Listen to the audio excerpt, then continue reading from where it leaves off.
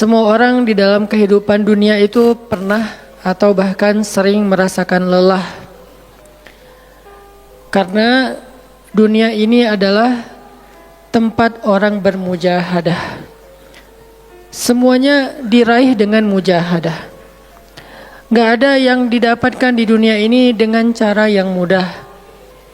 Karena tabiat dari dunia itu adalah tempat bersusah payah.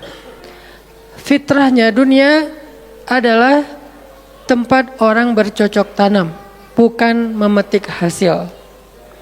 Yang namanya bercocok tanam, kalau kita melihat pada kehidupan para petani atau para pekerja di ladang, di sawah, di kebun, maka kita akan melihat akan melihat kelelahan, keletihan dan kesusah payahan yang luar biasa. Itulah tabiat dunia. Berbeda dengan tabiat di surga. Di surga itu semuanya akan didapatkan dengan cara yang mudah. Bahkan sebagian riwayat mengatakan seorang perempuan di surga apabila inginkan seorang anak, maka Allah Subhanahu wa taala akan memberikan anak kepadanya saat itu juga tanpa harus bersusah payah mengandung selama 9 bulan. Saat ini pengen punya anak dengan spesifikasi tertentu, maka saat ini juga dia akan diberikan anak bayi tanpa harus mengandung 9 bulan lamanya. Tanpa harus susah-susah menyusui. Allah akan datangkan untuk dia bayi yang dia sukai, kemudian Allah datangkan orang-orang yang akan pelayan-pelayan yang akan merawat dan membesarkan bayi itu untuk dia. Karena di sana dia adalah seorang ratu yang tidak perlu lagi bersusah payah.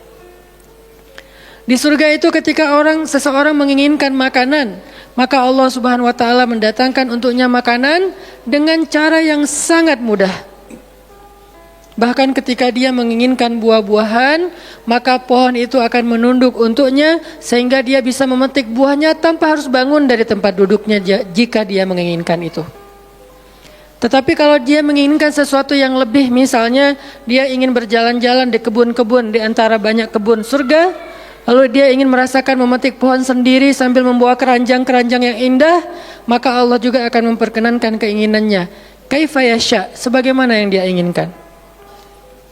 Berbeda dengan dunia. Di dunia, apapun yang kita inginkan itu harus melalui mujahadah, melalui ikhtiar. Bahkan ketika kita ingin menjadi orang yang sekedar tidur-tiduran pun, Allah Subhanahu wa taala mentakdirkan tidur pun lelah. Tidur aja capek. Duduk capek. Ada orang yang duduknya capek akhirnya dia berdiri. Ya. Ada orang yang capek berdiri akhirnya pengen duduk. Kapan duduknya capek pengen berdiri? Salah satu yang sering saya alamin itu kalau lagi naik pesawat. Apalagi pesawat penerbangan 9 jam, 10 jam itu pasti capek banget duduknya tuh. Sehingga kita menginginkan seandainya ada uang kita pengen duduk di kelas bisnis. Tapi karena nggak mampu membeli tiket yang 3 kali lipat lebih mahal di kelas bisnis, ya nggak apa-apa lah di kelas yang biasa ekonomi. Tapi ketika lelah 4 jam, 5 jam pesawat berjalan itu udah luar biasa lelahnya, akhirnya berdiri mondar-mandir di antara lorong pesawat. Artinya duduk aja capek. Nggak ngapa-ngapain, suruh duduk doang. Nggak seperti orang dulu yang berangkat haji atau umroh, naik kapal, lewat darat, pas sampai di laut naik kapal dengan ontanya, dengan kudanya. Orang dulu mencari ilmu itu dengan mujahadah yang luar biasa. Dengan naik onta berminggu-minggu, ini naik pesawat cuma 9 jam, capek. Yang nggak ada guncangan, biasanya guncangannya cuma pas di awal sama pas mau landing doang. Di atas udah jarang ada guncangan karena dengan ketinggian tertentu dan pesawatnya besar. Tapi itu juga capek. Naik kereta coba. Dari Jawa ke Bandung misalnya. Sebutlah dari Semarang, dari Malang, dari Surabaya naik kereta 10 jam. Itu aja capek. Nggak usah jauh-jauh, Bandung Jakarta aja 3,5 jam. Itu pun capek. Atau kita naik mobil, nggak perlu nyetir. Pakai online, duduk aja di belakang atau di sebelahnya si driver, perjalanan setengah jam dari tempat kerja kita ke rumah atau dari rumah ke tempat kerja, ke kampus, ke sekolah gitu. Itu aja capek. Artinya dunia itu memang kayak gitu tabiatnya teman-teman. Tabiat dari dunia itu adalah lelah.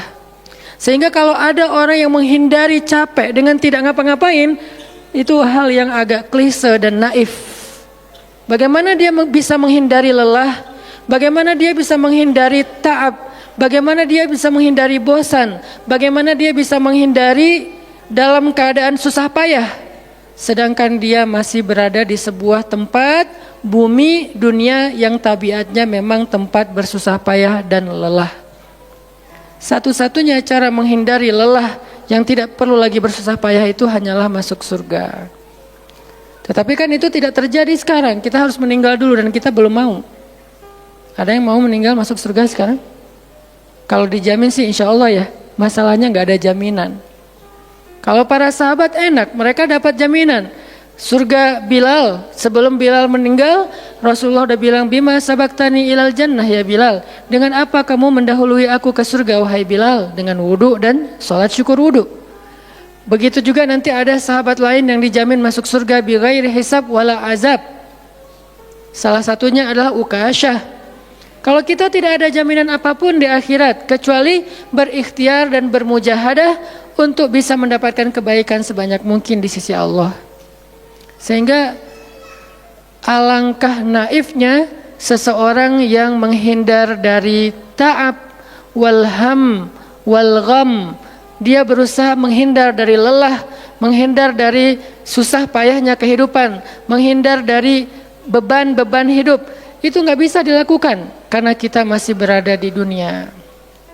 Yang perlu kita sekarang coba pilih adalah kita mau lelah untuk hal yang sia-sia? Apakah kita mau lelah untuk hanya bersenda gurau? Apakah kita mau lelah hanya untuk hal yang tidak ngapa-ngapain? Atau justru lelah kita itu untuk sesuatu yang mudah-mudahan beribadah kepada Allah? Makanya disebut dengan lelahnya menjadi lillah. Karena dua-duanya lelah. Ada orang yang pergi ke masjid lelah, capek pergi ke masjid. Tapi ada juga orang yang berbuat dosa, itu juga lelah. Memangnya kalau kita beribadah lelah terus berbuat dosa nggak lelah? Banyak orang yang berbuat dosa lelah dan kita pernah merasakan kehidupan seperti itu. Sehari, 2 hari, sebulan, setahun, 2 tahun, sampai kita benar-benar merasakan lelah banget dengan dosa. Di malam hari berbuat dosa lelah, akhirnya tidur sepanjang siang. Di siang hari berbuat dosa lelah, akhirnya tidur sepanjang malam. Lelah sama lelahnya. Antara orang yang beribadah dengan orang yang bermaksiat itu sama lelahnya. Bedanya apa? Yang satu lelahnya akan diganjar, dibalas oleh Allah dengan kebaikan dunia dan akhirat. Yang satu lagi lelahnya hanya akan disudahi dengan penyesalan. Sama-sama lelah. Bedanya lelah yang pertama mungkin baru dirasakan hasilnya setelah itu. Lelah yang kedua seolah-olah bisa langsung dirasakan kesenangannya, tetapi kesudahannya adalah penyesalan. Makanya pada malam ini kita ingin merenungkan beberapa nasihat baik dari Al-Quran maupun hadis tentang bagaimana kita menjadi orang yang setiap hari tetap lelah, tetap banyak beban, tetapi beban itu mudah-mudahan menjadikan kita mendapatkan banyak kebaikan di sisi Allah.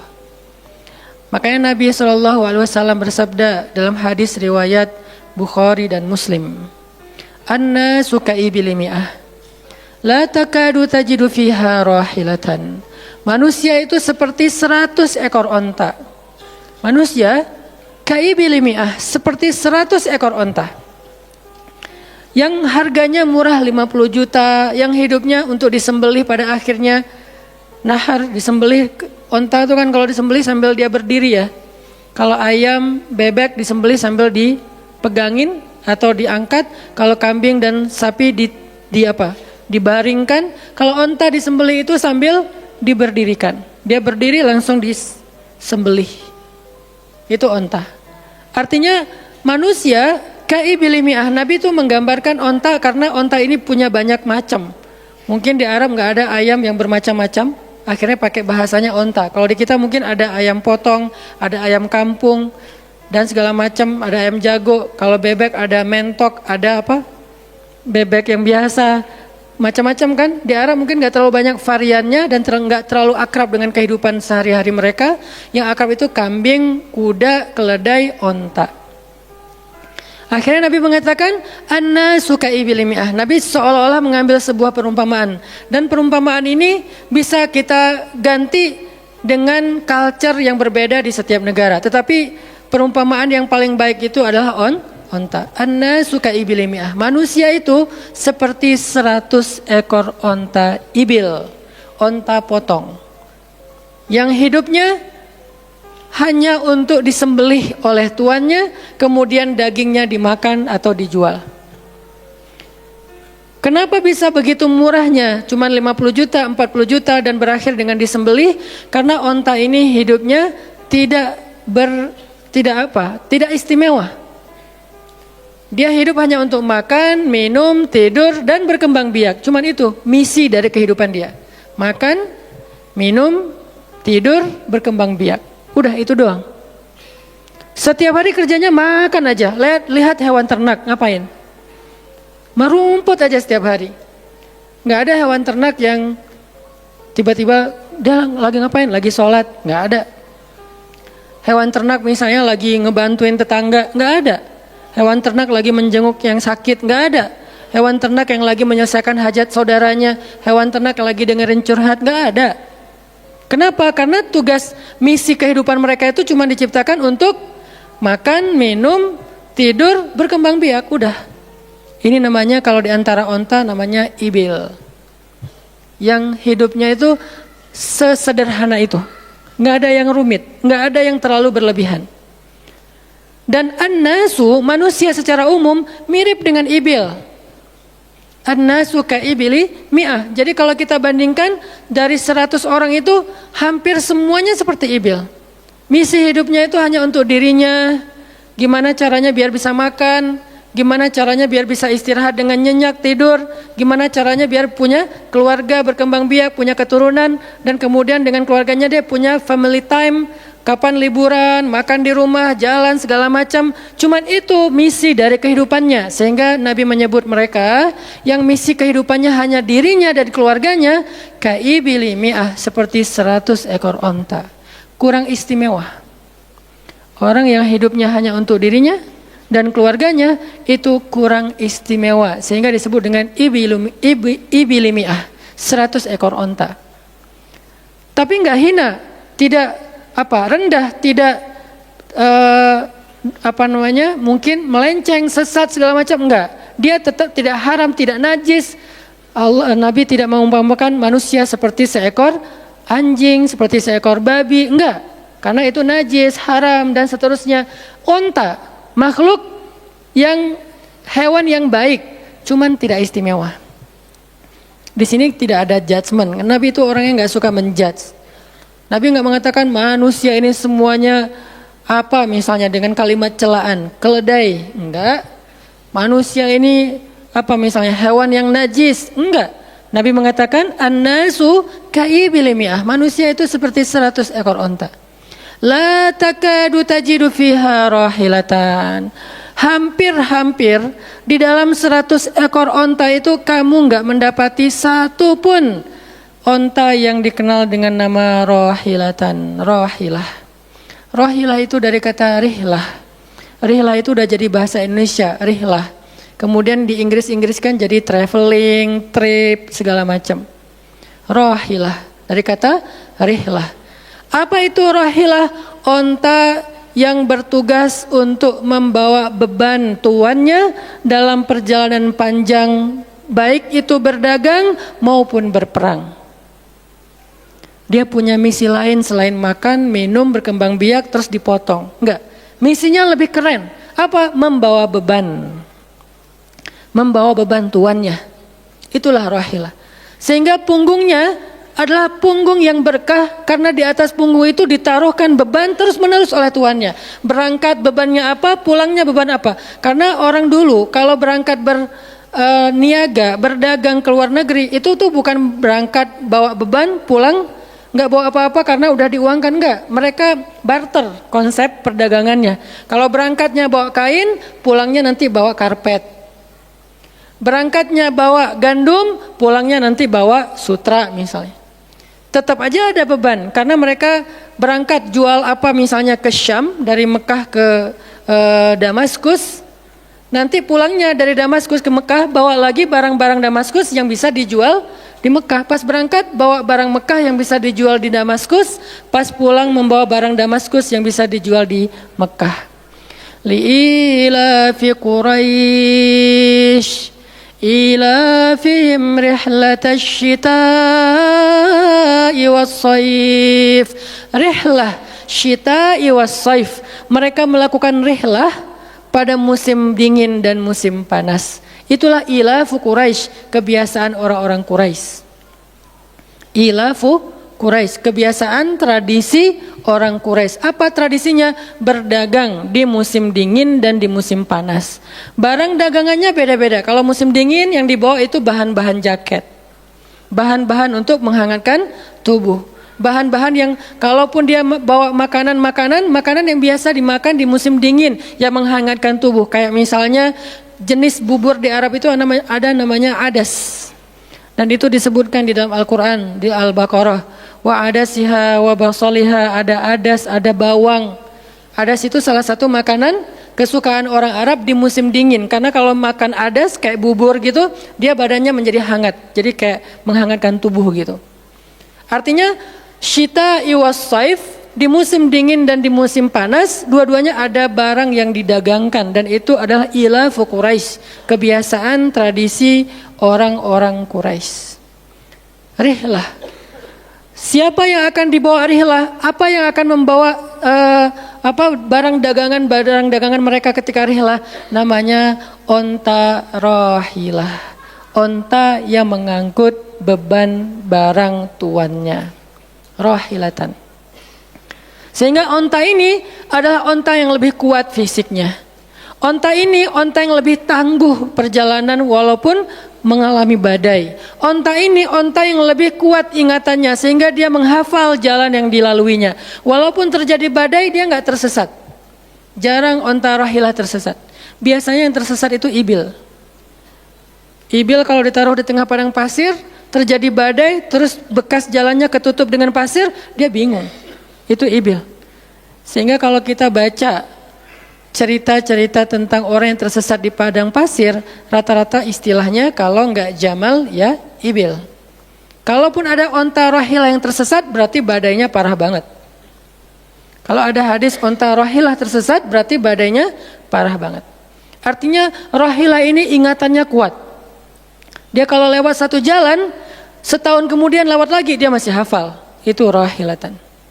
Dalam teknologi sekarang kita nyebutnya dengan map. Ada banyak platform aplikasi map digital yang membuat kita bisa menghafal jalan. Dan diupdate terus, jalan ini sekarang macet segala macam. Rahilatan punya kemampuan membaca jalan walaupun mungkin berbeda dengan teknologi sekarang.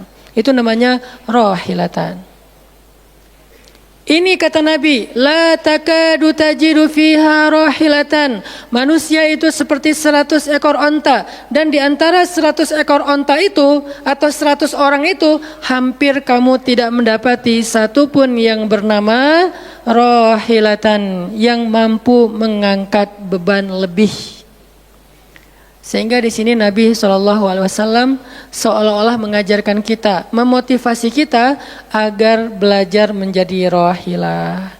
Manusia itu baru istimewa kalau dia menjadi rahilah, kalau dia mengangkut banyak beban, kalau dia menjadi orang yang paling banyak bermanfaat untuk orang lain. Makanya muncullah hadis, khairun nas anfa'uhum linnas, inna ahabban nasi ilallah anfa'uhum linnas. Dua riwayat hadis yang berbeda. Sebaik-baik manusia, kalau dalam analogi yang pertama, sebaik-baik onta adalah rahilatan. Bukan ibil, bukan naqah, bukan jamal. Sebaik-baik onta rahilatan. Kenapa kok rahilatan? Karena dia yang paling bermanfaat, soalnya dia yang paling banyak mengangkut beban. Sehingga dengan analogi tentang onta rahilah, kita menerjemahkan hadis khairun nas, sebaik-baik manusia, dengan istilah khair. Arti khair itu memberi lebih. Arti khair itu bermanfaat. Khairun nas anfa'uhum linnas. Sebaik-baik manusia yang paling bermanfaat untuk orang lain. Dalam riwayat yang lain, inna ahabban nasi ilallah, sesungguhnya orang yang paling dicintai Allah di antara manusia, anfa'uhum linnas, yang paling bermanfaat untuk orang lain. Itu yang paling dicintai Allah di antara manusia. Muncul lagi hadis yang mirip, inna ahabbal a'mali ilallah sururun tudkhiluhu ala qalbi muslim. Sesungguhnya perbuatan, amal soleh, aktivitas, pekerjaan yang paling disukai Allah di antara yang kita lakukan dalam kehidupan sehari-hari adalah membahagiakan hati orang lain. Ini semuanya hadis-hadis yang memiliki makna yang sama, yaitu menjadi pengangkut beban. Lelah Ustadz, lelah. Enggak ngangkut beban, lelah juga. Ngangkut beban, lelah juga. Cuman bedanya, orang yang lelah tanpa mengangkut beban, hidupnya penuh dengan keluh kesah, tidak ada yang menghargai, tidak dimuliakan, akhirnya dia ngeluh. Ada kan banyak orang yang ngeluh karena merasa dirinya nggak dihargai orang lain. Tetap aja ngeluh. Ada juga yang ngeluh karena terlalu banyak beban, padahal dua-duanya sama-sama ngeluh, kenapa nggak memilih yang lebih baik? Memangnya kalau kita nggak ngangkut beban, kita nggak akan berkeluh kesah, ngeluh. Ngeluhnya mungkin bukan capek, ngeluhnya nggak ada yang hargai. Dan itu udah sunnatullah, kalau kita pengen dihargai, pengen dimuliakan, kita harus menjadi orang yang paling rahilah, yang paling banyak ngangkut beban. Nggak bisa kita jadi ibil tapi pengen diperlakukan seperti rahilah, itu nggak bisa. Kita tuh ibil, hidupnya untuk diri sendiri, nggak bantu siapa-siapa, nggak peduli dengan siapa-siapa, harta kita nggak bermanfaat untuk orang lain, pikiran kita nggak bermanfaat untuk orang lain, lisan kita tidak bermanfaat untuk orang lain, wawasan kita tidak bermanfaat untuk orang lain, apalagi tenaga kita nggak bermanfaat untuk orang lain, skill kita nggak bermanfaat untuk orang lain, semua tentang diri kita hampir tidak bermanfaat untuk orang lain, lalu kita ingin dihargai seperti orang yang paling bermanfaat. Ini naif, klise, nggak ada seperti ini, bukan sunnatullahnya. Karena seseorang itu diberi balasan sesuai dengan mujahadah. Al-jaza ala qadril masyaqqah, balasan tergantung susah payahnya dalam berikhtiar. Siapa yang mujahadahnya lebih, maka rewardnya lebih, jazanya lebih. Jadi saya kadang-kadang ngerasa, dulu saya juga pernah merasa kayak gitu. Kenapa kok dia dihormati saya enggak? Kita enggak boleh cemburu tanpa alasan. Seolah-olah misalnya harusnya hormati semua orang dong, enggak bisa. Itu udah fitrah manusia dan sunnatullah dalam kehidupan di dunia. Kalau kita pengen dihormati orang, kita harus menjadi rahilah. Kalau kita pengen dihargai orang, kita harus jadi rahilah. Nggak bisa kita berharap dihargai oleh pasangan kita atau calon pasangan kita, tapi kita nggak punya tanggung jawab, nggak bisa. Kalau teman-teman pengen dihargai oleh pasangan halalnya, teman-teman harus mengangkat tanggung jawab yang lebih berat daripada dia. Kalau dia yang capek, kita leyeh-leyeh aja di rumah, tapi kita minta dihargai, saya kan suami. Suami itu bukan status, suami itu peran. Ada orang dia jenis kelaminnya perempuan, tapi dia suami. Kenapa? Karena dia mengambil peran laki-laki. Dan itu saya melihat banyak perempuan seperti ini, hebat dan memalukan bagi suaminya. Di beberapa tempat saya melihat suaminya di pagi hari nggak kerja, cuma nongkrong-nongkrong aja di warung, ngopi juga itu ada uangnya, giliran untuk nafkah keluarga dia nggak punya uang, untuk ngopi, untuk rokok dia punya uang, untuk anaknya nunggak sekolahnya. Untuk anaknya makanannya seadanya. Sehingga karena ini udah berjalan bertahun-tahun, akhirnya istrinya udah nggak sanggup lagi berharap kepada dia, minta cerai juga nggak dicerai-ceraikan, akhirnya istrinya ikhtiar sendiri. Istrinya jadi pembantu rumah tangga, istrinya jadi kerja ke luar negeri. Saya beberapa kali ke Hong Kong, hampir tiap 4 bulan sekali ke Hong Kong, dan selalu mendengar cerita teman-teman di Hong Kong, para pejuang-pejuang di Hong Kong itu kan 99%-nya perempuan ya.